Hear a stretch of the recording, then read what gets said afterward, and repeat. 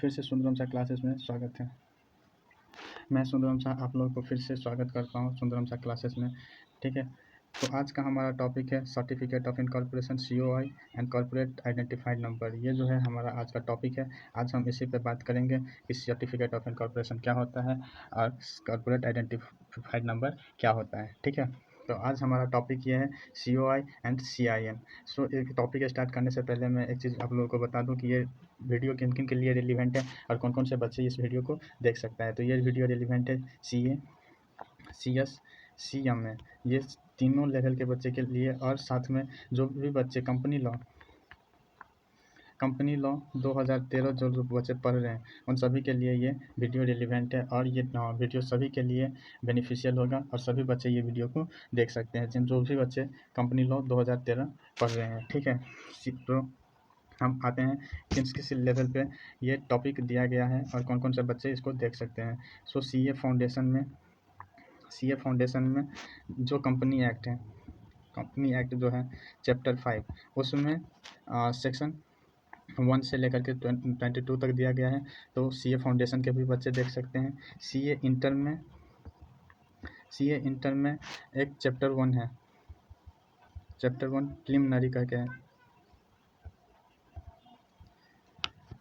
Preliminary chapter जो है, preliminary chapter के अंदर, ये प्रिलिमिनरी चैप्टर खुद में एक बहुत बड़ा है और इसके अंदर ही बहुत कुछ दिया गया है। उसी के अंदर से एक टॉपिक है उसी के अंदर एक टॉपिक है formation and incorporation of company. Formation and incorporation of company के अंदर ही ये सर्टिफिकेट ऑफ इनकॉर्पोरेशन और CIN कॉर्पोरेट आइडेंटिफाइड नंबर के बारे में भी दिया गया है। तो CA इंटर, CA फाउंडेशन और जो भी बच्चे CS कर रहे हैं उन बच्चों के लिए भी रिलीवेंट है, और जो बच्चे CMA कर रहे हैं उनके लिए भी ये वीडियो रिलीवेंट है। और कंपनी एक्ट जहाँ भी जो भी बच्चे पढ़ रहे हैं उन सभी के लिए ये कंपनी एक्ट 2013 जो भी पढ़ रहे हैं उनके लिए ये वीडियो रिलीवेंट है। और ये वीडियो में देख सकते हैं, आप समझ सकते हैं CIN और COI के बारे में, जान सकते हैं आप कि क्या होता है। सो ये हो गया हमारा इंट्रोडक्शन पार्ट, जो कौन कौन से बच्चे देख सकते हैं। और हमारा टॉपिक जो है आज का सर्टिफिकेट ऑफ इनकॉर्पोरेशन, इसमें हम अपने बात करेंगे सर्टिफिकेट ऑफ इनकॉर्पोरेशन क्या क्या होता है। सो एक मिनट में ये पहले इरेज कर लेता हूँ, फिर आप लोगों को फुल डिटेल में समझाऊंगा कि सर्टिफिकेट ऑफ इनकॉर्पोरेशन क्या क्या होता है। ठीक है, सर्टिफिकेट ऑफ इनकॉर्पोरेशन क्या क्या होता है और CIN के बारे में भी हम जानेंगे। तो COI और CIN ये दोनों जो हमारा टॉपिक है, COI और CIN, ये हमारा जो आज का टॉपिक है, ये हम दोनों 1 आवर्स में जल्दी से जल्दी मैं कंप्लीट करने का कोशिश करूँगा, और हो भी जाएगा। 30 मिनट करके मैं दोनों को कंप्लीट कर दूँगा। 1 आवर में हमारा ये दोनों टॉपिक कंप्लीट हो जाएगा। सो हम अभी अपना बिना टाइम वेस्ट करते हुए हम अपना टॉपिक स्टार्ट करते हैं। ठीक है, तो सर्टिफिकेट ऑफ इनकॉर्पोरेशन क्या होता है उनके बारे में हम जानेंगे अभी कि सर्टिफिकेट ऑफ इनकॉर्पोरेशन क्या होता है और कॉर्पोरेट आइडेंटिफिकेशन नंबर क्या होता है। तो ये वीडियो हमारा मैंने इंट्रोडक्शन पार्ट में बता दिया कि किन किन बच्चे के लिए रिलीवेंट है और आज का हमारा टॉपिक क्या है। सो लेट्स स्टार्ट हमारा certificate of incorporation. Certificate of incorporation means क्या होता है। सिंपली सी बात है, ये होता है जो भी टीचर आपको पढ़ाएंगे वो आपको बोलेंगे कि सर्टिफिकेट ऑफ इनकॉर्पोरेशन मतलब birth certificate of company, birth certificate of company का जो बर्थ सर्टिफिकेट होता है उसी को हम क्या बोलते हैं, सर्टिफिकेट ऑफ इनकॉर्पोरेशन। तो इसके बारे में हम फुल डिटेल जानकारी लेंगे अभी कि क्या होता है, कैसे होता है, और सब कुछ मैं बताऊंगा सर्टिफिकेट ऑफ इनकॉर्पोरेशन के बारे में। ठीक है, तो ये सर्टिफिकेट ऑफ इनकॉर्पोरेशन जो है वो एक बर्थ सर्टिफिकेट हो गया किसका, कंपनी का। तो आइए इसका प्रोसेस क्या है और इसका मतलब क्या है उसके बारे में हम जानते हैं। तो सर्टिफिकेट ऑफ इनकॉर्पोरेशन, एक मिनट में ये चेंज कर देता हूँ। सर्टिफिकेट ऑफ इनकॉर्पोरेशन को हम आगे फुल में जानते हैं। ठीक है, तो एक होता है प्रोमोटर होता है जो डॉक्यूमेंट लेकर के, तो प्रोमोटर होता है जो कंपनी दिया लाता है, फॉर्मेशन करते हैं, उसको हम प्रमोटर कहते हैं। इन सिंपली भाषा में हम उसको प्रमोटर कहते हैं। पर एक्चुअली में प्रमोटर का मतलब ये नहीं दिया गया है। कंपनी एक्ट 2013, इसका जो कंपनी एक्ट 2013 के अंदर सेक्शन जो है, सेक्शन 269 ऑफ कंपनी एक्ट 2013, इसके अंदर जो है प्रोमोटर को डिफाइन किया गया है। ठीक है, प्रोमोटर जो होता है वो सेक्शन 269 ऑफ कंपनी एक्ट 2013 के अंदर डिफाइन किया गया है। हम सिंपली भाषा में जानते हैं जो आइडिया से ला करके कंपनी फॉर्मेशन तक जो काम करता है उसको हम प्रमोटर कहते हैं। पर एक्चुअली में कंपनी एक्ट 2013 के अंदर प्रमोटर का अलग डिफिनीशन दिया गया है। तो हम अब ये हमारा टॉपिक ये नहीं है, हमारा टॉपिक ये है, नहीं तो मैं बता देता आपको प्रमोटर का मतलब क्या होता है। प्रमोटर का जो मैंने कंपनी एक्ट 2013 जो सीए फाउंडेशन के बच्चों के लिए मैंने बनाया था फास्ट ट्रैक रिवीजन, उसमें मैंने प्रमोटर के बारे में डिफाइन किया गया हूँ। आप अगर जानना चाहते हैं तो वहाँ पे आप वीडियो को देख सकते हो और इस स्किप करके आप देख लेना प्रमोटर का मतलब क्या दिया गया है, ठीक है। तो मैं वहाँ पे बता दिया गया हूँ। सो हम अपने टॉपिक पे आते हैं। प्रमोटर जो होता है वो डॉक्यूमेंट लेकर के आरओसी के पास चलता है। आज का टॉपिक है ये हमारा नहीं है डॉक्यूमेंट क्या लेकर के जाएगा नहीं लेकर के जाएगा, हमारा टॉपिक है जो सीओआई क्या होता है, सीओआई के बारे में जानेंगे। तो प्रमोटर डॉक्यूमेंट लेकर के आरओसी के पास जाता है। आरओसी जो है सारा डॉक्यूमेंट को वेरीफाई करने के बाद सब कुछ आरओसी को सही लगता है, रजिस्ट्रार ऑफ कंपनी को जब कुछ सब कुछ सही लगता है तो ये प्रमोटर को सीओआई सर्टिफिकेट ऑफ इनकॉर्पोरेशन दे देता है। मतलब ये इस दिन से ये कंपनी बन गया और इस दिन से कंपनी एग्जिस्ट करना स्टार्ट हो गया, और सीओआई मिलने के बाद आप कंपनी को चला सकते हो, रन कर सकते हो। ये एक इस दिन से आप कंपनी चला सकते हो। ये होता है वैलिड एविडेंस होता है कंपनी आगे रन करने के लिए, एग्जिस्टेंस करने के लिए, ठीक है। तो आगे हम बात करेंगे आप कि क्या क्या होता है, कैसे कैसे होता है, सब कुछ मैं बताऊंगा। सो वीडियो को आगे से अंत तक देखना, शुरू से अंत तक देखना कि क्या क्या होता है। तो जो प्रोमोटर होता है वो डॉक्यूमेंट लेकर के आरओसी के पास जाते हैं, आरओसी उसको सीओआई दे देता है। COI company act section 7(2) of company act 2013, section 7(2) of company act 2013 के अंदर सीओआई को डिफाइन किया गया था। वैसे प्रमोटर को कहाँ किया गया, तो सेक्शन 269 ऑफ कंपनी एक्ट 2013, वैसे सीओआई को डिफाइन किया गया है सेक्शन 7(2) ऑफ कंपनी एक्ट 2013। तो डॉक्यूमेंट के बारे में आज हम बात नहीं करेंगे, फिर भी अगर आपको डॉक्यूमेंट कौन कौन से डॉक्यूमेंट चाहिए तो उसके बारे में मैं बता दे रहा हूँ कि कौन कौन से डॉक्यूमेंट आपको लगेगा। सो सिंपली मैं आपको बता दे रहा हूँ। आई एन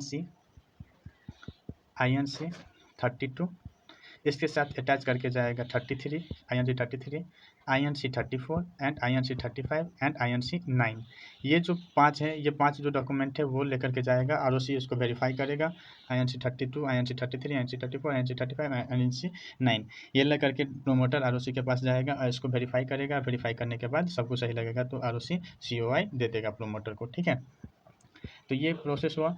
उसके बाद INC 32 क्या होता है, INC 33 क्या होता है, 34 क्या होता है, 9 क्या होता है, इसके बारे में कल बनाया था एक लेक्चर, आप वो लेक्चर देख सकते हो, वो वीडियो आप देख सकते हो, जिसमें वीडियो का नाम है formation and incorporation of company. हम कंपनी को कैसे फॉर्मेशन करते हैं, क्या क्या डॉक्यूमेंट लगता है, तो वही जो डॉक्यूमेंट यहाँ पे लगता है उसी को हम वहाँ पे डिस्कस किए थे। वैसे मैं बता दूँ 32 के साथ ये एक फॉर्म होता है, उसके साथ 33 जो EMOA होता है, 34 EAOA होता है और 35 एजाइल प्रो एस होता है, और INC 9 जो होता है वो होता है हमारा declaration bye subscriber and first director of the company, first director of the company का और सब्सक्राइबर का डिक्लेरेशन होता है वो, ठीक है।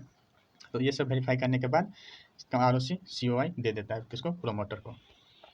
तो ये हमारा हो गया। इसके बाद हमारा एक क्वेश्चन राइज होता है मन में, क्वेश्चन जो मोस्ट इंपॉर्टेंट है एग्जाम पॉइंट ऑफ व्यू से, और एग्जाम में 2 से 3 मार्क का ये क्वेश्चन पूछा भी गया है। और जब मैं पेपर दिया था तो उस टाइम पे मुझे भी क्वेश्चन पूछा गया था कि ये क्वेश्चन का आप डिफाइन करो, एक्सप्लेन करो 2 से 3 मार्क में, ठीक है, पूछ देता है कभी कभार। तो क्वेश्चन ये है इसी सीओआई से related, COI is the conclusive evidence for existence of company. Question कह रहा है कि सीओआई जो है वो conclusive evidence for existing company हो सकता है। तो हाँ हो सकता है, एस हो सकता है। क्यों? क्योंकि इसमें हम बात करेंगे, आप कंक्लूसिव एविडेंस के बारे में भी बात करेंगे कि कंक्लूसिव एविडेंस क्या होता है। तो कंक्लूसिव मतलब होता है फाइनल, और एविडेंस मतलब होता है प्रूफ। कंक्लूसिव मतलब होता है फाइनल, एविडेंस मतलब होता है प्रूफ। जो फाइनल प्रूफ जो होता है कंपनी का, जो फाइनल प्रूफ होता है कि हाँ ये कंपनी आज से एग्जिस्ट करना शुरू कर दिया, for existence of the company, existence शुरू कर कंपनी एग्जिस्टेंस करने के लिए उस कंपनी जो रनिंग कंपनी है उसका जो सीओआई है वो कंक्लूसिव एविडेंस है, उसको कंक्लूसिव एविडेंस मानेंगे कि नहीं मानेंगे। तो ये सही है कि कंक्लूसिव मतलब होता है फाइनल, एविडेंस मतलब होता है प्रूफ। जो फाइनल प्रूफ होता है कंपनी का जो फाइनल प्रूफ होता है, कंपनी का जो फाइनल प्रूफ होता है उसी को हम कंक्लूसिव एविडेंस मानेंगे। सीओआई पे जो कुछ भी लिख दिया गया, COI पे जो कुछ भी लिख दिया गया, ROC ने जो भी कुछ भी लिख दिया COI पे, उसी को हम वैलिड मानेंगे और उसी को हम आगे एग्जिस्टेंस कंपनी में हम उसको लेकर के जाएंगे और उसी को वैलिड माना जाएगा। ये हमारा फाइनल एविडेंस है, इसको इसमें कोई भी छेड़खानी नहीं होता है। ठीक है, तो ये हमारा क्वेश्चन हो गया। और उसके बाद मैं आप लोगों को बताऊं तो एक एग्जांपल मैं ले लेता हूं। ठीक है, एग्जांपल से आप लोगों को समझ आ जाएगा। एग्जांपल मैं ले लेता हूं कि एक राम नाम का बच्चा है जिसका जो 11 साल का है, उसका जन्म 26 अगस्त 2008 में हुआ था। ठीक है, 11 साल का बंदा है जिसका जन्म 26 अगस्त 2008 में हुआ था।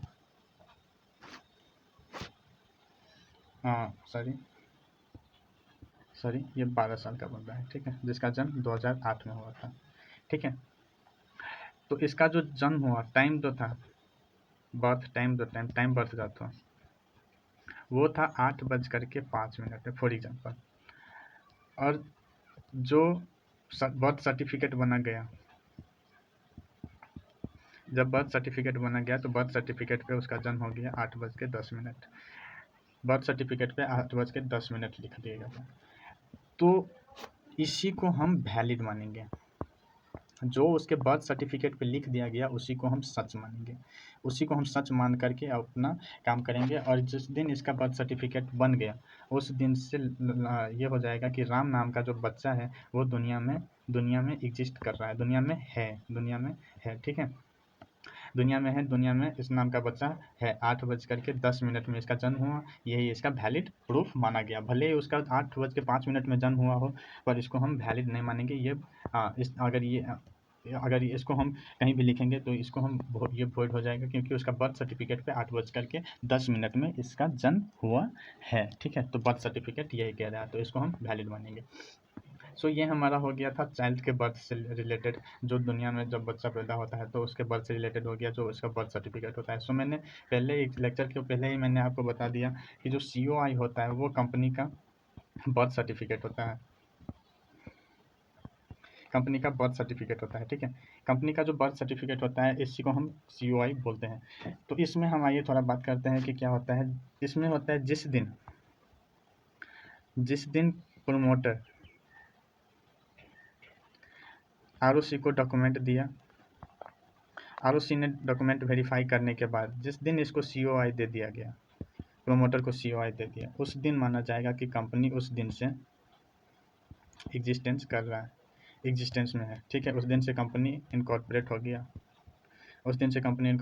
कंपनी उस दिन से एग्जिस्टेंस कर रहा है, उसी दिन से उसको वैलिड माना जाएगा। ठीक है, इसमें कुछ भी हम चेंजेस नहीं कर सकते हैं, इसमें हाँ हम अल्टर कर सकते हैं। कुछ भी चीज़ अगर हम लिखा हुआ है अल्टर कर सकते हैं। इसमें अगर कुछ भी लिखा गया है, बर्थ सर्टिफिकेट में कुछ भी लिखा गया है अगर, तो उसको हम अल्टर कर सकते हैं, पर चेंज नहीं। जो हमारा बर्थ सर्टिफिकेट बन गया एक बार, जो हमारा कॉर्पोरेट आइडेंटिफिकेशन नंबर होता है वो लिख दिया गया, तो वो वैसा का वैसा ही रहेगा। इसमें कुछ भी चेंज नहीं होगा, वो अल्टर हो सकता है पर चेंज कुछ भी नहीं होता है। सेम इसमें भी बच्चा का जब दुनिया में जन्म हो गया और दुनिया में जब उसका बर्थ सर्टिफिकेट बना दिया गया, बर्थ सर्टिफिकेट पे बच्चे का जैसे फादर नेम, मदर नेम, बच्चे का नाम, घर, एड्रेस सब कुछ जैसे लिखा रहता है, वैसे ही कंपनी के बर्थ सर्टिफिकेट पे प्रोमोटर का नाम, address, full address, CIN number, pan number, tan number और रजिस्टर ROC का डिजिटल सिग्नेचर हुआ रहता है, जो मैंने आपको कल के वीडियो में बता दिया था। ठीक है, तो अब हम जानते हैं कि ये बर्थ सर्टिफिकेट चेंज नहीं हो सकता है, जो बन गया उसी को हम वैलिड मानेंगे। वैसे ही इसमें भी हम चेंज नहीं करेंगे, जो ROC ने COI दे दिया प्रोमोटर को, जो लिख के दे दिया गया वही होगा, उसमें हम अल्टर कर सकते हैं पर चेंज नहीं कर सकते। अब क्या कर सकते हैं, अगर कुछ भी ROC से गलती भी हो गया तो उसको हम वैलिड मानेंगे और वही लिखा जाएगा आगे कंपनी के लिए, जो COI में लिख दिया गया वही वैलिड एविडेंस माना जाएगा और फाइनल एविडेंस यही माना जाएगा, ये हम मान के चलते हैं। ठीक है, और यही होता भी है। सो अब हम आ जाते हैं अपने देखो मैं सब कुछ आपको दिखाऊंगा कि क्या होता है। सो हम बात कर लिए सर्टिफिकेट ऑफ इनकॉर्पोरेशन में क्या होता है, जो बर्थ सर्टिफिकेट ऑफ कंपनी होता है, सीओआई जो होता है, जो बर्थ सर्टिफिकेट ऑफ कंपनी होता है, प्रोमोटर होता है, आरओसी होता है, प्रोमोटर डॉक्यूमेंट लेकर के आरओसी के पास जाता है, डॉक्यूमेंट होता है INC 32, INC 33, INC 34, INC 35, INC 9। तो ये 5 डॉक्यूमेंट लेकर के जाता है आरओसी के पास, आरओसी इसको वेरीफाई करने के बाद सीओआई अपना सिग्नेचर, डिजिटल सिग्नेचर लगाने के बाद सीओआई पे दे देता है। तो इसका डिफिनेशन कहाँ दिया गया है और इसका डिफिनेशन कहाँ दिया गया है, तो इस प्रोमोटर का 269 ऑफ कंपनी एक्ट और सीओआई का सेक्शन 72 ऑफ कंपनी एक्ट के अंदर दिया गया है। तो ये जो है हमारा मोस्ट इम्पोर्टेंट केस है एग्जाम पॉइंट ऑफ व्यू से। जो एग्जाम में अगर आप लिख के आओगे तो आपका पेपर 100% अच्छा माना जाएगा और आपका पेपर अच्छा दिखेगा और आपको जो एग्जामिनर होगा वो मार्क देगा। अगर आपके क्वेश्चन आ गया कि इनकॉर्पोरेशन ऑफ कंपनी और सर्टिफिकेट ऑफ इनकॉर्पोरेशन से अगर क्वेश्चन आ गया तो आप ये केस लिख सकते हो, मोस्ट इंपॉर्टेंट रिलेवेंट केस है। तो इस केस में हुआ क्या था, तो इसके बारे में जानते हैं थोड़ा। तो इस केस में हुआ था कि दो प्रोमोटर में एक प्रोमोटर जो था 6 जनवरी 1920 को 6 जनवरी 1920 को डॉक्यूमेंट लेकर के, सारे डॉक्यूमेंट लेकर के आरओसी के पास जाता है। आरओसी के पास जाने के बाद, ठीक है, आरओसी के पास जाने के बाद उसी दिन सेम डे जो इसका दूसरा प्रोमोटर जो होता है, वो लीविस नाम के बंदा से कॉन्ट्रैक्ट कर लेता है, contract of allotment of share. Lewis नाम के बंदा को ये शेयर अलॉट कर देता है। इसमें हुआ क्या था कि लीविस नाम का बंदा गया प्रोमोटर 2 के पास और बोला कि भाई तू कंपनी इनकॉर्पोरेट कर रहा है, तो उसने बोला कि हाँ। तो उसने बोला कि मैं तेरे अपने कंपनी में शेयर लगाना चाहता हूँ। तो वो बोला कि ठीक है, मैं भी शेयर बनना चाहता हूँ। तो वो बोला कि ठीक है। तो उसने ल्यूइस ने और इसका जो सेकेंड प्रोमोटर था उसने कॉन्ट्रैक्ट कर लिया। फर्स्ट प्रोमोटर गया था आरओसी के पास डॉक्यूमेंट देने के लिए, कंपनी इनकॉर्पोरेशन करने के लिए। तो सेकेंड प्रोमोटर जो था वो ल्यूइस के साथ contract of allotment of share कर लिया, उसको शेयर बेच दिया गया और उस कंपनी का, और ल्यूइस ने उसको पैसे दे दिया, ठीक है, उसने शेयर होल्डर, कंपनी का शेयर होल्डर बन गया। नेक्स्ट डे कब क्या हुआ, नेक्स्ट डे जब ल्यूइस को, मैं यहाँ पे लिख दे रहा हूँ, ठीक है, नेक्स्ट डे जब ल्यूइस को पता चला 7 जनवरी को जब ल्यूइस को पता चला कि कंपनी इनकॉर्पोरेट ही नहीं है, कंपनी बना ही नहीं है, तो ये गया सेकेंड प्रोमोटर के पास और बोला कि भाई जब तेरा कंपनी इनकॉर्पोरेट नहीं हुआ तो तुम मुझे शेयर कैसे बेचा, ठीक है। तो ल्यूइस नाम का जो बंदा था वो सेकेंड प्रोमोटर के पास गया और बोला कि जब तेरा कंपनी इनकॉर्पोरेट ही नहीं हुआ है तो तूने मुझे शेयर कैसे बेच दिया, ये तो पूरा के पूरा वॉइड हो गया, ये तो पूरा वैलिड ही नहीं माना जाएगा, ये तो सच में वॉइड एब इनिशियो है। शुरू से ही ये कॉन्ट्रैक्ट जो था वो वॉइड था, इसको वॉइड एब इनिशियो था, इसमें कुछ भी वैलिड नहीं था, क्योंकि जब कंपनी बना ही नहीं तो आप शेयर बेच नहीं सकते हो, ये तो सच में ये मतलब वॉइड था। एक्चुअली में यहाँ पे फिर क्या हुआ कि जब इसने बोला, सेकेंड प्रोमोटर ने बोला ल्यूइस को कि तू रुक जा, नेक्स्ट सीओआई आने दे, सीओआई आने तक तू रुक जा, उसके बाद तुझे जो करना होगा तुम वो कर लेना, ठीक है। तो ये 7th का बात है। 7th के बाद जब 8 को, एक मिनट, जब 8 तारीख को 8 जनवरी 1920 को जब सीओआई दिया गया, किसको, प्रोमोटर को, जो दोनों प्रोमोटर को ये सीओआई दे दिया गया। और सीओआई देने के बाद उसमें मिस्टेकली आरओसी ने इसको सीओआई दे दिया, प्रोमोटर को, ठीक है, प्रोमोटर को सीओआई दे दिया। आरओसी से मिस्टेकली क्या हुआ कि जहाँ पे सीओआई में जिस दिन इनकॉर्पोरेट हुआ कंपनी 8 जनवरी के सटा उसने मिस्टेकली क्या कर दिया 6 जनवरी। अब बताओ, अब यहाँ पे स्टूडेंट का क्वेश्चन राइज होता है। मैं नेक्स्ट पेज में यहाँ पे ले लेता हूँ। नेक्स्ट पेज में मैं आता हूँ तो आपसे मैं क्वेश्चन करता हूँ कि क्या ल्यूइस के साथ जो कॉन्ट्रैक्ट हुआ था, ल्यूइस के साथ जो सेकेंड प्रोमोटर का जो कॉन्ट्रैक्ट हुआ था, क्या वो अब वैलिड हुआ? क्या अब वैलिड हुआ? तो बच्चे एस, ये वैलिड हो गया। क्यों हो गया? तो आइए हम यहाँ पे शॉर्ट समरी में जानते हैं। देखिए, सबसे पहले यहाँ पे क्या हुआ था कि ल्यूइस नाम का बंदा जो है वो सेकेंड प्रोमोटर से कॉन्ट्रैक्ट कर लेता है सीओआई आने से पहले, सीओ कंपनी इनकॉर्पोरेट होने से पहले उसने इसके साथ agreement to allotment of share कर लिया। ठीक है, अलॉटमेंट ऑफ शेयर कर लिया। उसके बाद अलॉटमेंट जो होता है, शेयर अलॉटी जो होता है, शेयर अलॉटी जो होता है वो होता है बाय, शेयर अलॉटमेंट जो होता है वो बिटवीन, अलॉटमेंट जो होता है वो, अलॉटमेंट जो होता है वो बिटवीन अलॉटी एंड प्रोमोटर के बीच में होता है, प्रोमोटर के बीच में होता है। ठीक है, इसमें कंपनी का कुछ लेना देना नहीं होता है, वो प्रोमोटर के बीच में होता है। सो हम यहाँ पे शॉर्ट समरी में समझते हैं कि क्या होता है, क्या हुआ था और फिर इसको वैलिड क्यों माना गया। आप लोग शायद नहीं समझ पाए होंगे कि इसको वैलिड क्यों माना गया, तो मैं आप इसको डिटेल में समझा दे रहा हूँ। आखिर हुआ क्या था, जब सेकेंड प्रोमोटर ने ल्यूइस के साथ contract of agreement, sorry contract of, उस टाइम पे, उस दिन सीओआई नहीं बना था, कंपनी सीओआई नहीं आया था, कंपनी इनकॉर्पोरेट नहीं हुआ था, तो वो वॉइड एब इनिशियो पहले से ही वॉइड था। ठीक है, पहले से ही वो कॉन्ट्रैक्ट जो था वो वॉइड था। पर जब सीओआई आया, 8 तारीख को जब सीओआई आया, तो उसमें क्या लिखा गया था, डेट फॉर्मेशन, कंपनी फॉर्मेशन जो था, फॉर्मेशन डेट जो था वो क्या था, 6 जनवरी 1920। अब इस वजह से जब वहाँ पे सीओआई पे 6 जनवरी 1920 लिख दिया गया, इस वजह से ये वैलिड हो गया।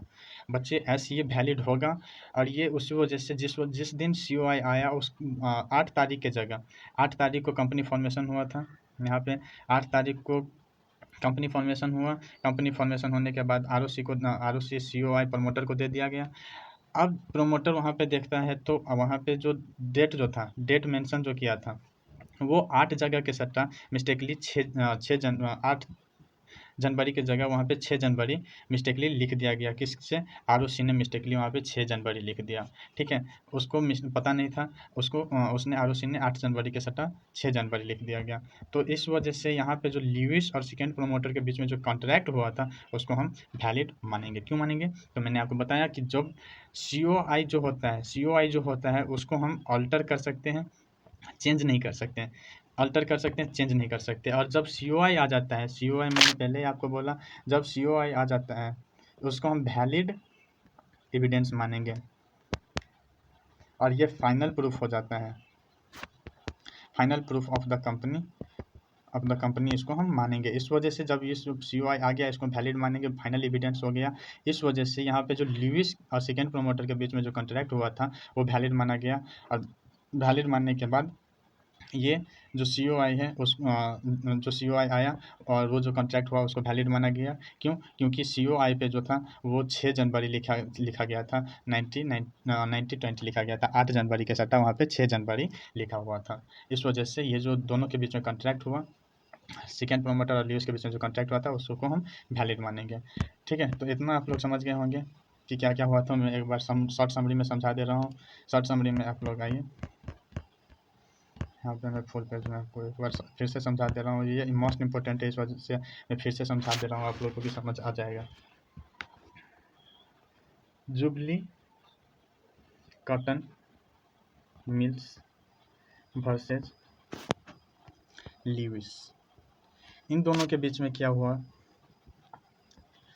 ये कंपनी है, कंपनी का नाम है, और ये ल्यूइस जो बंदा अलॉट, जिसके ये दोनों के बीच में जो केस हुआ था उस केस के बारे में दिया गया है। ठीक है, तो इसमें क्या है कि इसमें दो प्रमोटर था, एक प्रमोटर गया आरओसी के पास 6 जनवरी को, 6 जनवरी 1920 को ये गया, और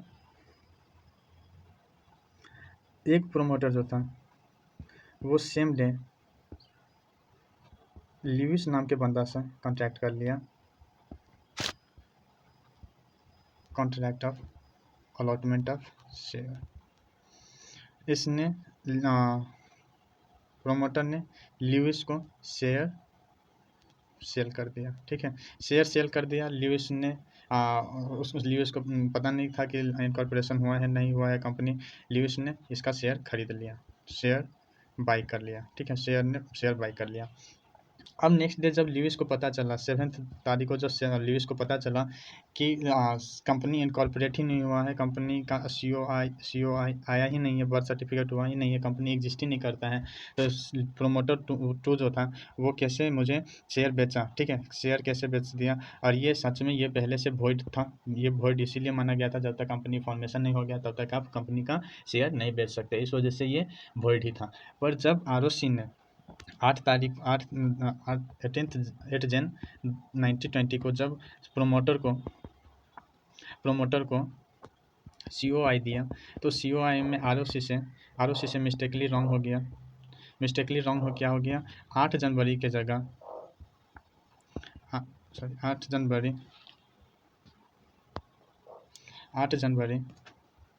1920 के जगह वहाँ पे 6 जनवरी 1920 हो गया। अब यहाँ पे जैसे ही 6 जनवरी हो गया, सेम डे हुआ, 6 जनवरी को वो गया था COI के पास डॉक्यूमेंट लेकर के, सेम डे उसी ने कॉन्ट्रैक्ट भी किया था। और 8 जनवरी को कंपनी इनकॉर्पोरेट हुआ था, 8 जनवरी को कंपनी इनकॉर्पोरेट हुआ, COI प्रोमोटर को दे दिया गया। पर मिस्टेकली यहाँ पे 6 जनवरी लिख दिया गया। 6 जनवरी लिखने की वजह से ये कंट्रोल ल्यूइस और प्रोमोटर के बीच में जो कॉन्ट्रैक्ट हुआ था वो वैलिड माना जाएगा। इस वजह से, क्योंकि मैं पहले आपको बोला कि जो COI होता है कंपनी का वो वैलिड डिविडेंस होता है, वैलिड डिविडेंस की वजह से ये वैलिड माना गया और उन दोनों का कॉन्ट्रैक्ट जो था वो वैलिड माना गया, ठीक है। इसमें जो जजमेंट आया था वो देखिए, मैं जजमेंट आपको दिखा दे रहा हूँ, जजमेंट में क्या था, एक मिनट, ये सब मैं दिखाऊंगा आपको, ये सब मैं बताऊंगा। देखिए इसमें जो जजमेंट आया था, इसमें जो जजमेंट आया था, अगर आप लिखना चाहो तो लिख सकते हो, मैं आप लोगों को मैं बता दे रहा हूँ, आप लाइन बाय लाइन जैसे जैसे मैं बोलता हूँ वैसे वैसे आप लिख सकते हो, ठीक है। तो इसमें जो जजमेंट आया था, देखो क्या है कि ऑन द 6 जनवरी 1920, ठीक है, जो मैंने बताया वही है। On 6 January 1920 the necessary document were submitted to the registrar of the registration on the 8 January. यहाँ पे क्या है, on the 6 January 1922 the necessary document were submitted. 6 जनवरी को जो नेसेसरी डॉक्यूमेंट था वो सबमिट किया गया। द रजिस्ट्रार ऑफ रजिस्ट्रेशन जो था वो 8 जनवरी को कंपनी इनकॉर्पोरेट कर दिया, रजिस्ट्रेशन कर दिया कंपनी का। 2 डे लेटर COI जो था वो 2 दिन पहले के नाम पे 2 दिन जो यहाँ पे देखिए COI जो था 8 जनवरी के जगह 6 जनवरी कर दिया गया था। यहाँ देखिए mistakenly date was 6 January instead of 8 January, 8 जनवरी के जगह वहाँ पे 6 जनवरी मिस्टेकली वहाँ पे जो COI आया तो मिस्टेकली वहाँ पे 6 जनवरी के जगह 8 जनवरी हो गया था, ठीक है। तो यही है। और इसका केस का जो मतलब था, जो केस है उसका यही डिफिनीसन है जो कि आखिर में क्या हुआ था। और उसके बाद या इसका जो जजमेंट है, जजमेंट में हम बात करते हैं जजमेंट क्या क्या था। तो जजमेंट जो था इसका जो जजमेंट था, held by house of Lord जो कोर्ट, जिसको हम कोर्ट बोलते हैं वही हाउस ऑफ लॉर्ड होता है। तो the date born by COI के जो COI जिस दिन बॉर्न हुआ और जो डेट लिखा गया था COI पे, is the date of the birth of the company, वही बर्थ ऑफ द कंपनी, वही जो है कंपनी का बर्थ डेट माना जाएगा, भले कंपनी 8 जनवरी को फॉर्मेशन हुआ हो। पर COI पे अगर लिखा है 6 जनवरी 6 जनवरी लिखा गया है तो उसी को हम क्या बोलेंगे, उसी को हम वैलिड मानेंगे। The born of the company is the date of the birth of the company shall be deemed to have came into existence into on that very date. देखो कंपनी उसी दिन से माना जाएगा, उसी दिन से मान लिया जाएगा कि कंपनी चल रहा है और रनिंग में है, एग्जिस्टेंस में है, ठीक है। तो ये हो गया जजमेंट था इस केस का। और इस केस में यही कहा गया कि जिस दिन COI बन गया, COI को हम वैलिड एविडेंस मानेंगे। और वैलिड एविडेंस पे जो कुछ भी लिखा गया है, COI पे जो कुछ भी लिखा गया है उसको हम फाइनल प्रूफ मानेंगे, कंपनी का फाइनल प्रूफ हम वही मानेंगे, ठीक है। उसके बाद देखो लास्ट में क्या आया, hence the share allotted to the Lewis are valid. Last में क्या हुआ कि जो शेयर ल्यूइस को अलॉट किया गया था वो वैलिड माना गया। ठीक है, वो जो था शेयर जो ल्यूइस ने खरीदा था इनकॉर्पोरेशन से पहले पर सर्टिफिकेट पे 8 जनवरी की जगह 6 जनवरी हो गया, तो इसको हम वैलिड मानेंगे उसको। Hence the share allotted to the Lewis are valid. तो ये हमारा केस हो गया। और केस को सिंपली सी बात है, मैंने समझाने में इतना टाइम लगा दिया, आप मुझे लग रहा है कि आपको समझ आ गया होगा सब कुछ। ठीक है, तो ये हमारा केस है। और केस के बारे में, केस के बाद हम आपको कुछ दिखा देता हूँ कि सर्टिफिकेट ऑफ इनकॉर्पोरेशन कैसा होता है। तो सर्टिफिकेट ऑफ इनकॉर्पोरेशन जो है वो ऐसा होता है। सॉरी, ये थोड़ा मैंने स्क्रीनशॉट लिया था, सो इस वजह से ये उतना अच्छा नहीं दिख रहा है, पर सर्टिफिकेट ऑफ इनकॉर्पोरेशन यही है। Jubilee Cotton Mills versus limited का जो है वही है। Name of the company, company का नेम यही है। जुबली कॉटन मिल्स का जो सर्टिफिकेट ऑफ इनकॉर्पोरेशन है ये है। तो इसमें देखिए क्या है, दिस इज सर्टिस्फाइड, इतना क्लियर नहीं दिख रहा है फिर भी मैं कोशिश कर रहा हूँ। This is certified that the above mention company has been registered in the register of the company is a limited liability company on the on, देखो डेट यहाँ पे क्या लिखा गया कि 6 जनवरी 1920 को डेट लिख दिया गया। क्या आखिर में वहाँ पे इनकॉर्पोरेशन में क्या हुआ था, 8 जनवरी 1920 को कंपनी इनकॉर्पोरेट हुआ था। पर यहाँ पे सर्टिफिकेट क्या, एक मिनट, सर्टिफिकेट ऑफ इनकॉर्पोरेशन पे यहाँ पे 6 जनवरी लिख दिया गया। इस वजह से ये लवली कॉटन मिल्स का जो इनकॉर्पोरेशन सर्टिफिकेट है उस पर 6 जनवरी लिखा गया। इस वजह से जो ल्यूइस का जो केस था वो ल्यूइस का केस वोइड माना गया। और जो COI पे जो लिखा गया था उसको फाइनल प्रूफ, फाइनल एविडेंस माना गया। COI जो होता है फाइनल एविडेंस होता है, उसमें कुछ भी हम चेंज नहीं कर सकते हैं। उसके बाद यहाँ आते हैं हम, देखो ROC का जो सर्टिफाइड कॉमन सील होता है, कॉमन सील जो है वो लगा हुआ है, सर्टिफाइड कॉमन सील होता है ये।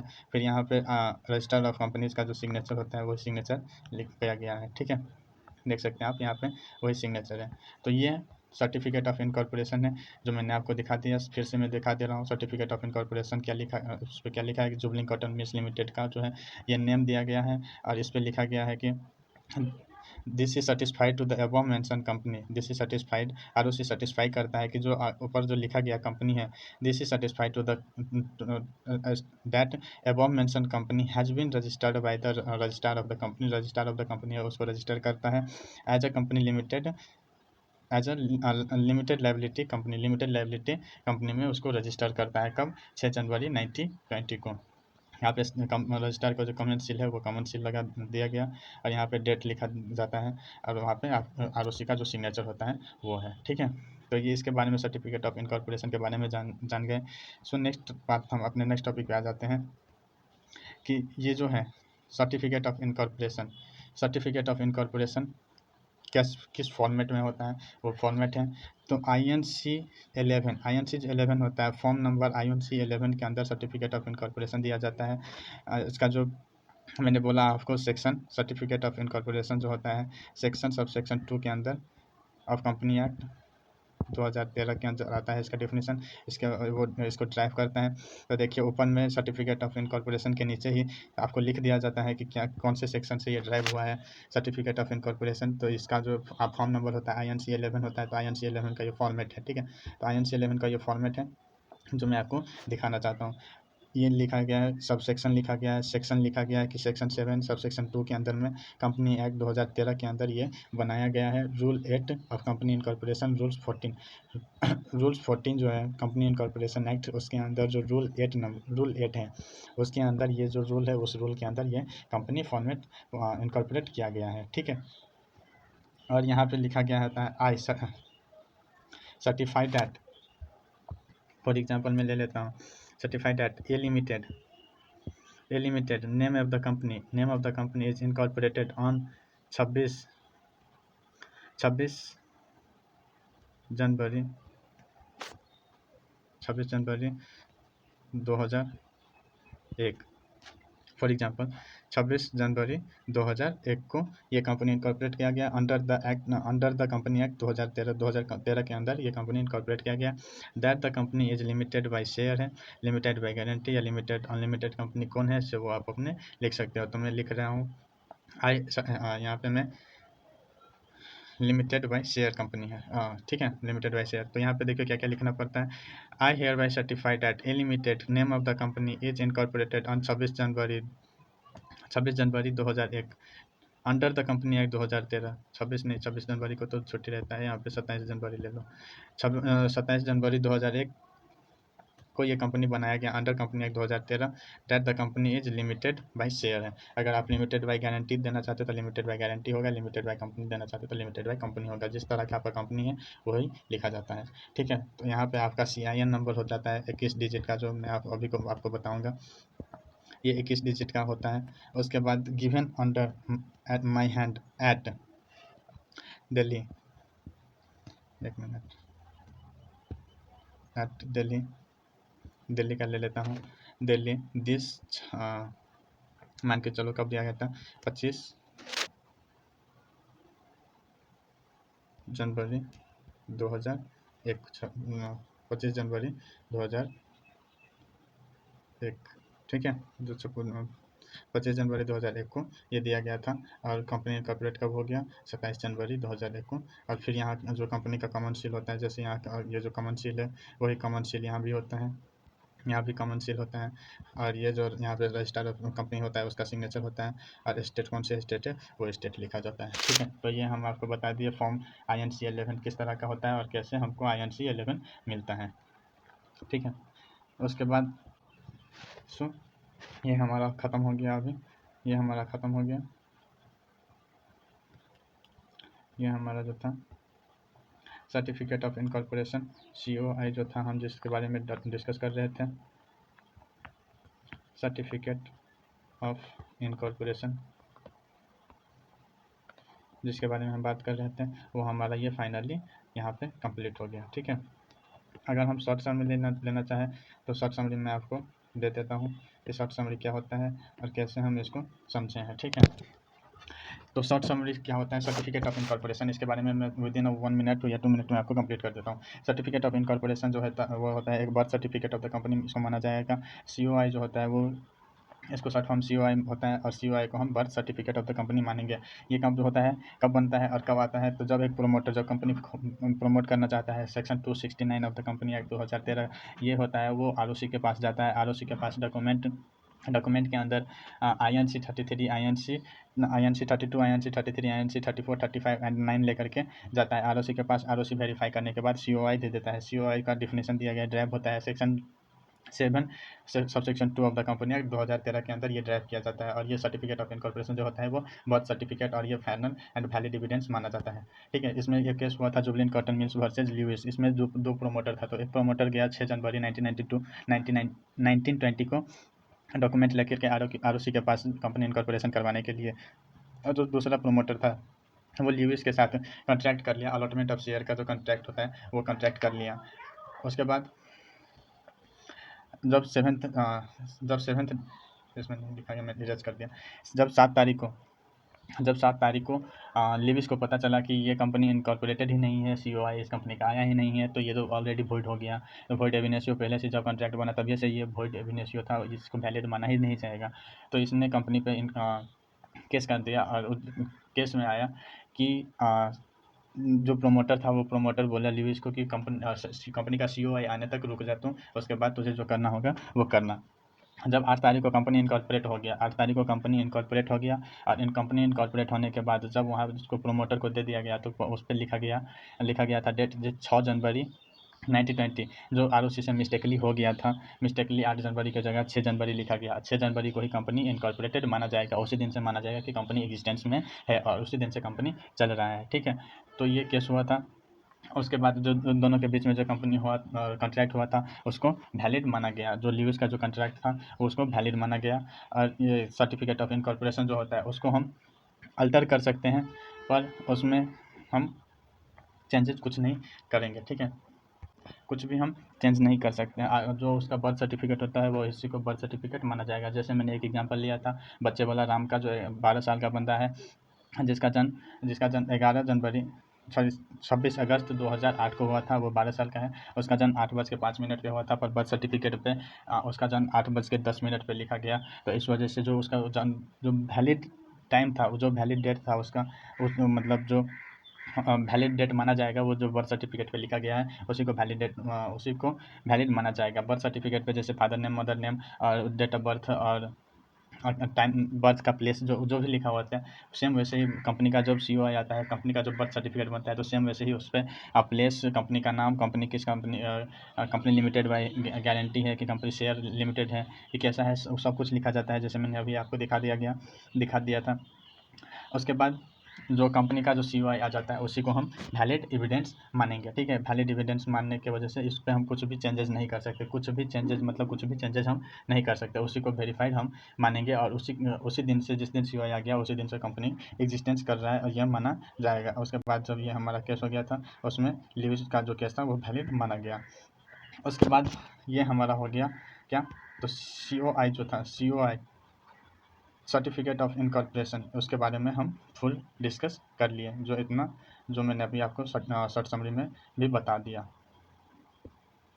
ठीक है, शॉर्ट समरी में भी बता दिया।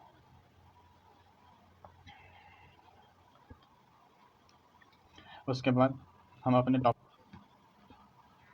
कॉर्पोरेट आइडेंटिटी नंबर CIN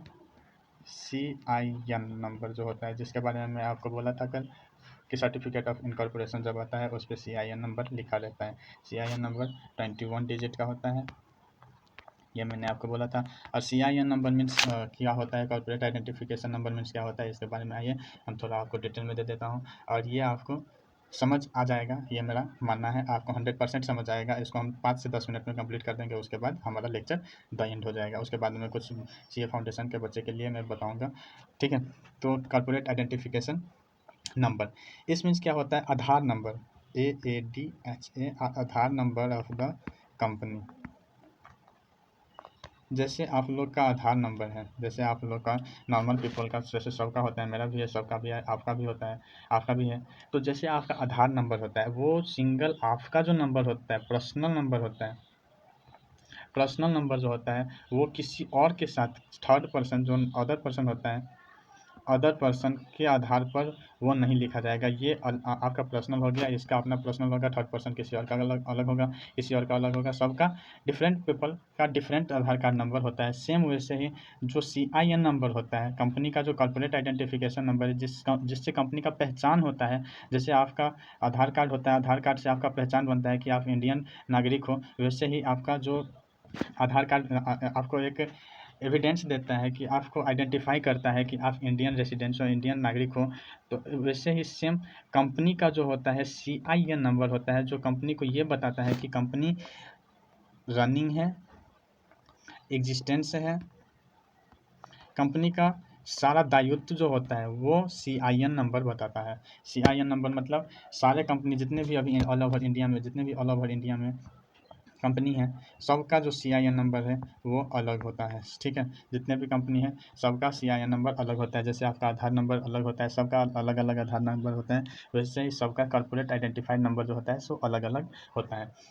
ठीक है, कॉर्पोरेट आइडेंटिफाइड नंबर जो होता है सबका अलग होता है। एक मैं एग्जाम्पल ले लेता हूँ यहाँ पे।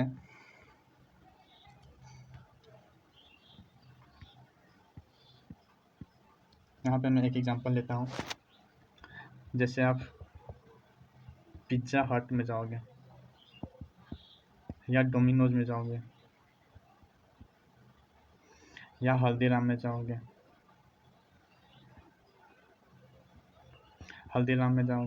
यहाँ कहीं भी आप किसी भी कंपनी का जब आपके पास बिल आएगा, आप जैसे डोमिनोज या हट पिज़्ज़ा या हल्दीराम से कुछ भी फूड ऑर्डर करके मंगाते हो, तो जब उसका बिल आता है, बिल पे उसका कंपनी का CIN नंबर लिखा रहता है। इसमें क्या है, CIN नंबर क्यों लिखा रहता है, ये इस वजह से लिखा होता है कि कंपनी को अपने bill pay CIN number, company को अपने बिल पे CIN नंबर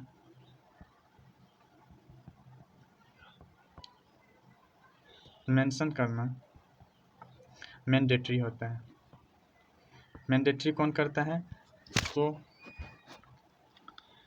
जिस MCA MCA ministry of corporate affairs जो है वो कंपनी सारे कंपनी का जो बिल है उस बिल पे उसको CIN नंबर लिखना मेंशन मैंडेटरी कर दिया गया है। क्यों किया कर दिया गया है कि अगर कोई भी रजिस्टर्ड कंपनी है, कोई भी इनकॉर्पोरेटेड कंपनी है जहाँ से ROC उसको सर्टिफाई करके जो COI दिया, जैसे COI के बारे में हम अभी बात किए, COI दिया उस इस वजह से कि कंपनी वैलिड है, कंपनी में कोई दिक्कत नहीं है, कंपनी रनिंग में है और कंपनी में कंपनी का जो CIN नंबर होता है वो दिखाता है, उसका जो दायित्व होता है वो होता है CIN नंबर। इस वजह से जो पब्लिक कभी फ्रॉड में ना जा पाए या ये ना कर पाए कि कंपनी गलत किया है मेरे साथ, ये कंपनी ने मेरे साथ ये गलत किया। इस वजह से CIN नंबर को मैंडेटरी कर दिया गया अपने हर बिल पर और हर सर्टिफिकेट ऑफ इनकॉर्पोरेशन पर भी। मैंने कल दिखाया था आपको वीडियो में कि CIN नंबर लिखा हुआ रहता है और CIN नंबर इस वजह से लिखा गया रहता है कि दिखाता है कि ये कंपनी का CIN नंबर ये है, कंपनी दायित्व है इस कंपनी का और ये कंपनी एग्जिस्ट में है, रनिंग में है और चल रहा है, अच्छा वैलिड कंपनी है ये, ठीक है। तो इस वजह से MCA जो है उसको CIN नंबर बिल पे लिखना वैलिड कर दिया गया है। मैं एक चीज़ आप लोगों को ये लेक्चर पढ़ाने से पहले एक बात आपको बता देता हूँ कि www.mca.gov.in ये जो होता है वेबसाइट, ये जो वेबसाइट है, इस वेबसाइट पे अगर आप जा कर के 100 रुपया का फी पे करो या इसका वेबसाइट पे जाओ, अगर आप किसी भी इंडिया में जितने भी एग्जिस्टिंग कंपनी है, रनिंग कंपनी, किसी भी टाइप के कंपनी के बारे में जानना चाहते हो, जैसे आप फॉर एग्जांपल आप रिलायंस इंडस्ट्री के बारे में जानना चाहते हो, रिलायंस इंडस्ट्री के बारे में आप जानना चाहते हो, उस कंपनी के बारे में आप उसके COI पढ़ना चाहते हो, तो आप इस पे जाओ www.mca.gov.in पे, आप 100 रुपया का पे करो, आपको COI पढ़ने को मिल जाएगा। वैसे आप नॉर्मल आप सर्च करोगे तो नहीं मिलेगा आपको, सब कंपनी का अपना अपना COI होता है। सो अगर आप यहाँ पे जा करके उसका MOA पढ़ना चाहे MOA पढ़ सकते हो, उसका AOA पढ़ना चाहते हो AO पढ़ सकते हो। तो रिलायंस इंडस्ट्री का अगर आप COI पढ़ना चाहते हो, MOA पढ़ना चाहते हो, AOA पढ़ना चाहते हो, आप तो MCA की वेबसाइट पे जाओ, 100 रुपया का पे करो, 100 रुपये पे करने के बाद आप ये सब पढ़ सकते हो। किस नॉर्मल पीपल भी, अगर आपको बशर्ते आपको ये वेबसाइट चलाना आना चाहिए। अगर आपको वेबसाइट नहीं चलाना आता तो सॉरी, आप नहीं पढ़ सकते। पर मैं एक बार ये चीज़ को आपको बताना मैंडेटरी समझा। अगर कोई भी बंदा किसी भी कंपनी का, जैसे मैंने एक यहाँ पे एग्जांपल ले लिया रिलायंस इंडस्ट्री के बारे में आप जानना चाहते हो, तो 100 रुपया का पे करो, फी पे करो और फी पे करने के बाद आप COI MOA AOA आप पढ़ सकते हो रिलायंस इंडस्ट्री का इस वेबसाइट पे जा करके। तो ये मैं आपको बताना मैंडेटरी समझा। अगर कोई भी बंदा अगर रिलायंस इंडस्ट्री या कोई भी कंपनी है इंडिया का, उसके बारे में आप टाटा के बारे में जानना चाहते हो, आप इस पे जाओ, इस पे जाने के बाद आप 100 रुपया पे करो, ये सब आप पढ़ सकते हो। MCA www.mca.gov.in पे आप जा करके पढ़ सकते हो, ठीक है। तो ये मैं थोड़ा अपने टॉपिक से बाहर आकर के ये मैं आपको बता दिया, वरना लास्ट में मैं भूल जाता, आप लोगों को नहीं बता पाता, पर ये है, ठीक है। आप यहाँ से जा करके देख सकते हो। सो मैं अब यहाँ पे अपने टॉपिक पे आ जाता हूँ। ये कोई भी कंपनी है, उसको MCA ने अपने बिल पे CIN नंबर लिखना मेंशन करना मैंडेटरी कर दिया है। इस वजह से सारे कंपनी जो है अपना CIN नंबर अपने बिल पे या अपने COI पे जो उसका लिखा रहता है वो अपना पब्लिक को दिखाता है कि देखो मेरा कंपनी एग्जिस्टेंस है, मेरा चल रहा है कंपनी, कोई भी फ्रॉड नहीं है, ठीक है। COI पे मैंने पहले ही बोला, COI पे CIN नंबर लिखा रहता है जो 21 डिजिट का रहता है। मैं कल के लेक्चर में भी दिखाया था। इस 21 डिजिट के लेक्चर में मैं फॉर एग्जांपल ले लेता हूँ U74, फॉर एग्जांपल मैं ले रहा हूँ U74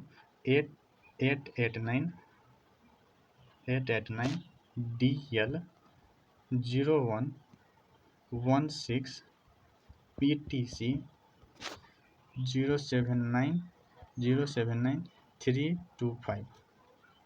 इसमें आओ हम थोड़ा बात करते हैं आपसे कि क्या है इसके बारे में। ये 21 डिजिट किसको क्या डिनोट करता है, तो ये होता है अगर आपको लिस्टिंग स्टेटस आपका बताता है। ये जो है आपका लिस्टिंग स्टेटस, ये जो है आपका लिस्टिंग स्टेटस बताता है, ठीक है।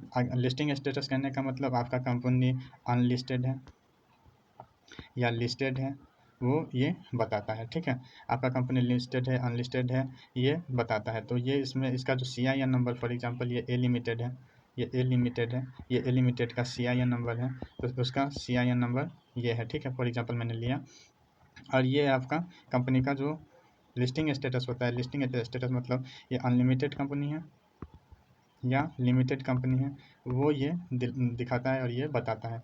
और इधर का जो ये 5 लेटर है, ये 5 डिजिट जो है, ये 5 डिजिट आपका नेचर ऑफ इंडस्ट्री बताता है। नेचर ऑफ इंडस्ट्रीज, आपका नेचर, इंडस्ट्री का नेचर क्या है, किस नेचर का आप इंडस्ट्री खोलना चाहते हो। जैसे आप एजुकेशन पर्पस के लिए हो, या आपका कोयल का बिजनेस है, या कुछ भी, जिस जिस इंडस्ट्री, जैसा भी आप इंडस्ट्री खोलना चाहते हो, उस इंडस्ट्री नंबर है ये, इंडस्ट्री उसका कोड है ये कोड होता है, इंडस्ट्री कोड होता है। डिफरेंट आप एजुकेशन में जाओगे तो इंडस्ट्री एजुकेशन का अलग कोड होगा। उसके बाद आप कोयल में जाते हो, माइन में जाते हो, उसका अलग इंडस्ट्री का कोड होता है। सो डिफरेंट कंपनी का डिफरेंट CIN नंबर पे डिफरेंट कोड रहता है। तो ये लिस्टिंग स्टेटस बताता है, यू करके जो लिस्टिंग, यहाँ पे अगर आपका ये कंपनी अनलिस्टेड है, इस वजह से यहाँ पे यू दिया गया है। अगर यहाँ पे L होता है, इसका मतलब है कि ये लिस्टेड कंपनी है, ठीक है। ये अनलिस्टेड कंपनी, इस वजह से यू लिखा गया। अगर ये लिस्टेड कंपनी होता तो यहाँ पे L लिखा जाता, ठीक है। तो ये आपको, मुझे लग रहा है कि आप ये पॉइंट समझ गए होंगे।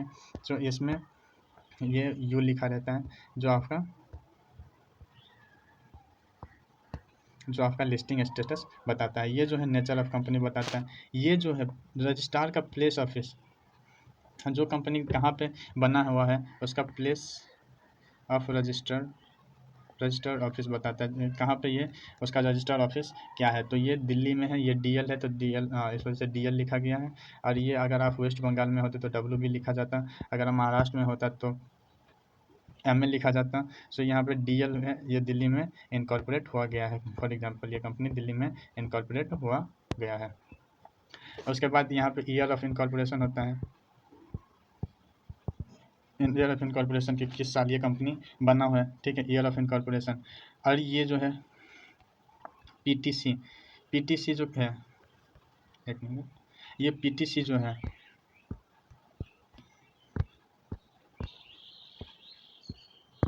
ये PTC जो है, ये आपको बताता है कि आपका कंपनी किस तरह का, प्राइवेट कंपनी है, पब्लिक कंपनी है, स्मॉल कंपनी है, OPC कंपनी है, किस तरह का आपका कंपनी है, ठीक है। ऑनरशिप ऑफ द कंपनी ये बताता है। अगर यहाँ पे मैं बताऊँ आपको कि अगर ये कंपनी, ये प्राइवेट कंपनी है, तो प्राइवेट कंपनी है तो PTC लिखा जाएगा।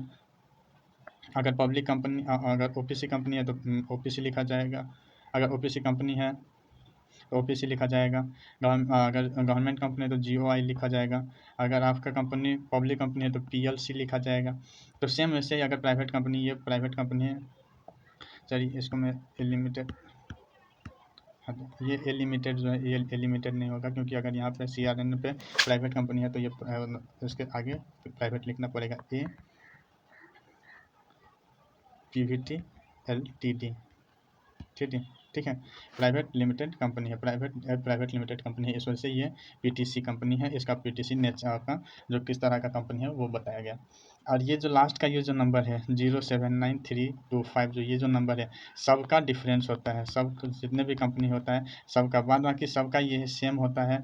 अगर कोई भी बंदा दिल्ली में है तो ये होगा, अगर नेचर सेम है तो यही कोड होगा, अगर लिस्टिंग है अनलिस्टेड है तो यही यू लिखा जाएगा, ईयर ऑफ इनकॉर्पोरेशन यही होगा। पर सब कुछ सेम होने के बाद ये जो लास्ट का 5 डिजिट जो होता है वो सबका डिफरेंस होता है, सबका डिफरेंस होता है। मैं अगर आपको एग्जांपल दे दूं तो मैं यहाँ पे मान के चलूँ कि ये सबका डिफरेंस होता है, इतना तो आप समझ गए कि सबका डिफरेंस होता है। यही जो है आपका दायित्व बताता है, इसी पे आपका कंपनी का सब कुछ अब तक था, इसी पे दिया रहता है, इसी 5 डिजिट पे। जैसे आधार कार्ड पे आपका सिंगल आपका डिजिट रहता है, सिंगल आपका नंबर रहता है, वैसे ही वो जो 5 डिजिट है वो कंपनी को बताता है, ठीक है। सेम मैं एग्जांपल ले लेता हूँ यहाँ पे, फॉर एग्जांपल मैं यहाँ पे एक एग्जांपल ले लेता हूँ कि ए प्राइवेट कंपनी लिमिटेड है और ये B प्राइवेट लिमिटेड कंपनी है, ठीक है। तो A private limited company, B private limited company के अंदर यू जो है वो उसका लिस्टेड अनलिस्टेड कंपनी है, ठीक है। उसके बाद 7, 4, 8, 8, 9 ये नेचर ऑफ इंडस्ट्री बताता है, ये प्लेस बताता है, ये ईयर ऑफ इनकॉर्पोरेशन बताता है। उसके बाद ये पीटीसी बताता है कि आपका किस तरह का कंपनी है। उसके बाद 7079325 ये जो है इसका है, ठीक है। सेम इसमें भी ये भी अनलिस्टेड कंपनी है, 7, 4, 8, 8, 9 सेम नेचर का कंपनी है। ये भी दिल्ली में इनकॉर्पोरेट हुआ है, ये भी 2016 में इनकॉर्पोरेट हुआ है, ये भी प्राइवेट कंपनी है। पर यहाँ पे 05930 कर दिया। इसका मतलब क्या हुआ, इसका मतलब क्या हुआ कि ये जो 5 डिजिट का नंबर है ये ए लिमिटेड का अपना है और ये जो है ये बी लिमिटेड का अपना है। ये दोनों के बीच में कुछ भी ये जो है वो डिफरेंट होता है। जैसे सबका आधार नंबर अपना अपना डिफरेंट होता है, सेम वैसे ही अपना हर एक कंपनी का ये डिफरेंट होता है। एक चीज़ और मैं बता दे रहा हूँ, उसके बाद हमारा लेक्चर ख़त्म हो जाएगा। लीगल टर्म जो होता है, इसमें लीगल टर्म जो होता है वो समझने वाली बात है कि लीगल टर्म क्या होता है। तो इसमें क्वेश्चन राइज होता है कि कैन CIN बी अल्टर्ड। तो CIN अल्टर्ड हो सकता है, तो एस प्राइवेट लिमिटेड है तो हम इसको कन्वर्ट करके प्राइवेट कंपनी है तो उसका हम PTC लिखेंगे, ठीक है। उसका पब्लिक कंपनी है तो PLC लिखेंगे। तो इसमें हम कुछ भी चेंज करेंगे, चेंज करना चाहते हैं तो अगर हम यहाँ पे तो लिखेंगे एस।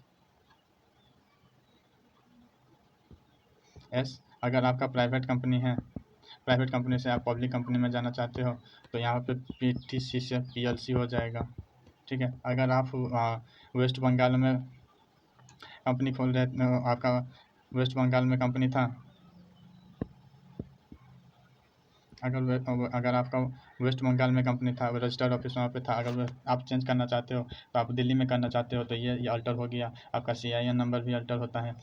उसके बाद आपका कंपनी यू था, अनलिमिटेड था, सॉरी अनलिस्टेड था, उसको यल कर दिए। बाद में आपका जो कंपनी अब ए लिमिटेड, ए प्राइवेट लिमिटेड कंपनी जो था, ये प्राइवेट लिमिटेड पहले अनलिमिटेड था, उसके बाद में अगर आप लिमिट करना चाहते हो तो कर सकते हो। तो CIN नंबर जो होता है वो अल्टर होता है, ठीक है। तो ये हमारा लीगल टर्म था और यहाँ पे हमारा लेक्चर कंप्लीट हो गया, ठीक है।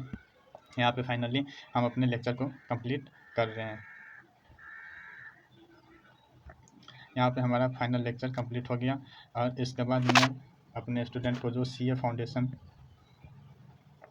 का जो स्टूडेंट है, उन लोगों को मैं बेस्ट विशेष देना चाहता हूँ। बेस्ट विशेष फॉर आप लोगों का कल का पेपर मैथ्स का पेपर है, मैथमेटिक्स का पेपर है। तो मैथमेटिक्स का पेपर है, आप लोग कल अच्छे से करके आओ। मेरा दुआ है आप लोग जितना भी अच्छे से करोगे मेरे सपोर्ट रहेगा आप लोगों को, और आप लोग अच्छे से कर के आओ। मैथमेटिक्स का पेपर देकर आओ, फिर आपका इकोनॉमिक्स का पेपर हो जाएगा, फिर आपका माइंड फ्री हो जाएगा। और जो भी बच्चे को लग रहा है कि 2 पेपर मेरा अच्छा नहीं हुआ है तो डोंट माइंड, आप लोग 100% पास करोगे, मेरा विश्वास है। और मैथमेटिक्स और इकोनॉमिक्स का पेपर देखो, आगे के लिए फोकस करो और ज़्यादा मत समझो। सो बेस्ट विशेष आप लोगों के हैं। और जाते जाते मैं सबको फिर से थैंक यू बोलना चाहता हूँ। Thank you so much everyone, thank you so much everyone. और प्लीज़ वीडियो देखो, लाइक करो, शेयर करो।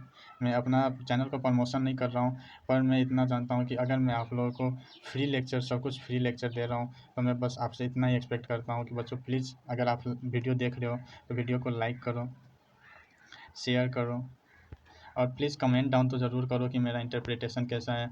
सो कमेंट डाउन, शेयर करो, लाइक करो। और प्लीज़ अगर देख रहे हो तो मैं आपसे कुछ भी नहीं चार्ज कर रहा हूँ, तो प्लीज़ बच्चे अगर आप वीडियो देख रहे हो तो एक बार प्लीज़ चैनल को सब्सक्राइब ज़रूर करो, सब्सक्राइब ज़रूर करो। अगर आपको अच्छा लग रहा है मेरा वीडियो तो प्लीज़ लाइक, शेयर, कमेंट और सब्सक्राइब ज़रूर करो। और जो CA फाउंडेशन का बच्चा है उन लोगों को मैं बताऊँ जो जिसने नवंबर अटेम्प्ट के लिए रजिस्ट्रेशन करवाए हैं, जिन बच्चों ने नवंबर अटेम्प्ट के लिए, एक मिनट, जिन बच्चों ने नवंबर अटेम्प्ट के लिए रजिस्ट्रेशन करवाए हैं उनके लिए मेरा फ्रेश बैच बिजनेस लॉ का जो 60 मार्क का वेटेज रहता है उन बच्चों के लिए 5 जुलाई से मेरा फ्रेश बैच स्टार्ट हो रहा है। और आप लोग यहाँ पे आकर के मेरे से फ्री ऑफ कॉस्ट पढ़ सकते हो। मैं आपसे कुछ भी चार्ज नहीं करूँगा। और मेरा जो टेलीग्राम चैनल है टेलीग्राम चैनल पे मैं हर एक अपडेट आपको दे दूंगा। आप मेरे टेलीग्राम चैनल को ज्वाइन करो, वहाँ से PDF डाउनलोड करो, PDF लो, और मैं शॉर्ट समरी में सब कुछ बताऊंगा। और मैं आप लोगों को अपना बुक, LMR, केस लॉ, सब कुछ, केस लॉ का बुक सब कुछ दूंगा, और मैं अपना अच्छा दूंगा आप लोगों के साथ। सो मेरा ये मानना है। So please thank you so much, once again thank you so much. और मैं अपना लेक्चर यहीं पे एंड कर रहा हूँ। So once again thank you so much, bye. आप लोग अच्छे से दो पेपर्स, ये जो फाउंडेशन के स्टूडेंट हैं वो लोग अच्छे से पेपर दो। Thank you so much, bye. हमारा लेक्चर आज यहीं पे ख़त्म हुआ। आज के लेक्चर में हम बात क्या किए, COI और CIN के बारे में। सो नेक्स्ट टॉपिक में हम फिर से कुछ नया टॉपिक लेकर के आते हैं, और नया टॉपिक आप लोग को मैं बताता हूँ और लेकर के आऊँगा। ठीक है, सो अभी के लिए इतना ही। Thank you so much, good bye.